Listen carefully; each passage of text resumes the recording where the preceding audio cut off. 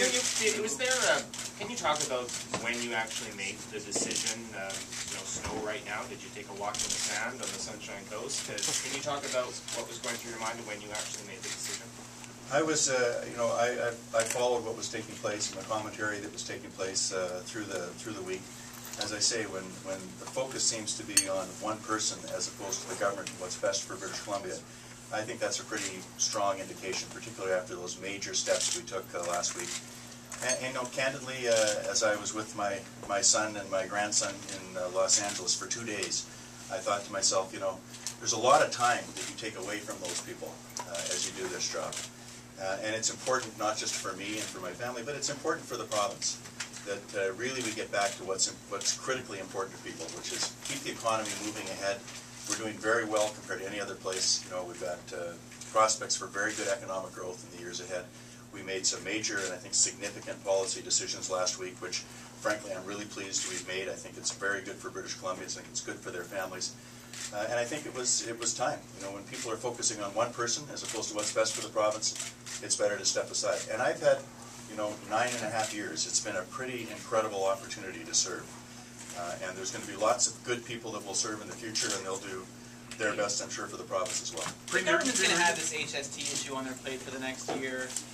85 or 84% of your party has said that they want you to stay on right now. I mean, are you worried that your party's going to feel like you're abandoning them in this time where they're still facing some of these criticisms, these issues? Yeah, that's a really important issue. The last thing that I would want is for all the people, the literally thousands of people who've supported me across the province, to think that I was doing this because of me. I actually think it's in the best interest of British Columbia to refocus everyone's attention on what's best for the province, to refocus everyone's attention on how we can continue to build on the success we've had over the last little while. We've created over 40,000 new jobs in the last year, in a pretty difficult time. We're watching as housing starts have improved this year. We're watching as investment is up this year. We've made major initiatives to try and make sure that families have more support as they go through 2011 with the personal income tax cut. I really think there's always a time, there always comes a time when it's important to say, let's turn the page. And I think that, as I said yesterday, I believe it's time for a change when there's too much focus on one person and not enough focus on what's in the best interest of British Columbia.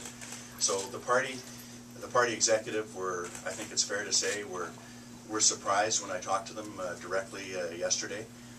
But they certainly understand, and I think they're all going to find that they're pretty excited about the opportunities that will be created by a leadership race, by new people who can come forward and provide new leadership, and I think it's sensible to have a good transition at this point. Mr. Campbell, you haven't talked about stepping aside to allow an interim leader to take over until this leadership contest. The second part of the question, do you also believe that whoever that new leader is should call an election? Well, let me answer the second question first. We have set election dates in British Columbia. There's a sort of a lexicon that goes around that says they're fixed election dates. They're not. They're set elections. If they were fixed, there'd be no problem, right? So I think that the real issue is we have legislation in place. I would be surprised if a new leader changed that. Our party brought that in. We think it's important. I think the second thing that's important is, a smooth and orderly transition doesn't mean you have 2 or 3 leaders in a period of 2 or 3 months. It means that you have a smooth and orderly transition. So I'll be Premier until the party selects a new leader. The new leader will then be sworn in as Premier, and there will be a smooth and orderly transition. Mr. Campbell, is there just one thing that changed? Mr. Campbell, is there just one thing that changed your mind? You've been sort of humming and hawing about your leadership for months and months now, but no, you've been humming and hawing about that. It's a different group. Yeah. Okay, all right. But what specifically? Was there any one specific moment that you said to yourself, "It's time"? What changed? Yeah, I think, as I said, we had a number of things that we've been working on for a number of months that I announced last Wednesday night on behalf of all of the caucus and the government. I think when the commentary was around me, my popularity, if every step that we were taking was about whether Gordon Campbell was popular or not, I can tell you that never motivated me. What motivated me was how could we do things that would actually help families in British Columbia? How could we do things that would actually stabilize our economy and help it move forward? That's what was the motivation behind the announcements last Wednesday. And when the discussion is about, well, is it only because Gordon Campbell's concerned about his popularity? I wasn't concerned about my popularity. I think obviously it's something that we have to be aware of. I was concerned about what was best for British Columbia. So when I came home on Monday, I had a chance to talk directly. Nancy and I chatted about it. I talked with a couple of friends of mine about it, and I just felt it was the best thing to do for the province.